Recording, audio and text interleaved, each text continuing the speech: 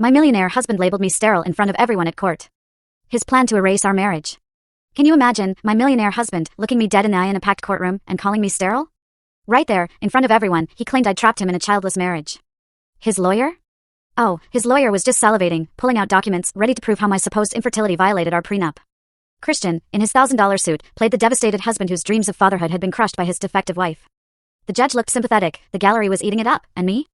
Well, I just reached into my purse and smiled. Trust me, you have to hear what happened next. Let me rewind 3 years. My name's Summer, I'm 32, and this is how I ended up married to a complete fraud. Picture this, I was working as an events coordinator at a boutique hotel in Manhattan when Christian Morrison just walked into my life like something out of a romance novel. 6'2", salt and pepper hair, blue eyes that could melt glaciers, and a smile that probably cost more than my car. He was planning his company's annual gala, and lucky me, I got assigned to make his every wish come true. I need this to be perfect, he told me during our first meeting, leaning across my desk, those intense eyes locking onto mine. Money is no object.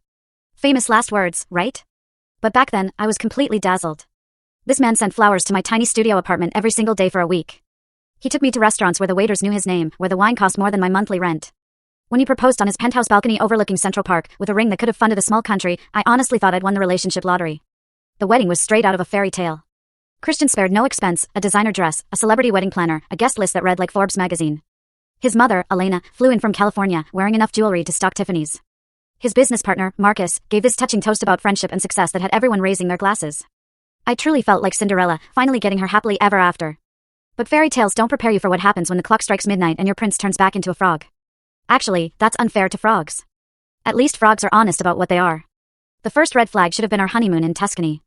We were staying at this incredible villa with vineyard views that stretched for miles, and I was practically glowing with newlywed bliss. Christian, I said over breakfast on our private terrace, I've been thinking about starting a family.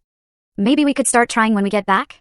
His espresso cup paused halfway to his lips, like I just suggested we sacrifice a goat. That's wonderful, darling. But let's not rush into anything.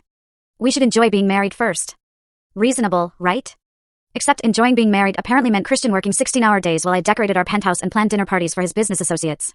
Every time I brought bottom left of screen, click full story.